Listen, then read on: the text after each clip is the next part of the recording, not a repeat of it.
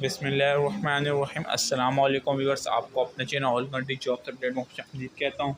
Viewers, Sindh police 480 और 470 तमाम district की वेरिफिकेशन हो चुकी है। वेस्ट एंड किमाड़ी जो रहते थे इनकी भी वेरिफिकेशन का बताऊँ, वेरिफिकेशन इनकी भी स्टार्ट हो चुकी है। क्या आप लोगों को डायरेक्ट DC ऑफिस और मैट्रिक कोर्ट जाना है?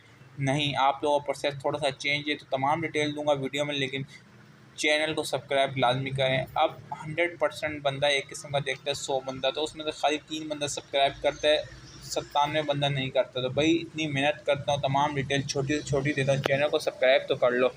अच्छा, अब बात कर लूँ सबसे पहले भाई वेस्ट वालों की, जो SSP ऑफिस में आप लोगों ने जमा करवाई थी फाइलें, लेडीज़ 470 और 480 दोनों को कह रहा हूँ, ठीक है। तो आप लोगों की जो फाइल है वो डायरेक्ट DC ऑफिस गई है, जहाँ तक मुझे अभी मालूमात मिली है। चैनल पर वीडियो 480 वेरिफिकेशन वेस्ट के नाम से अपलोड कर दी गई है।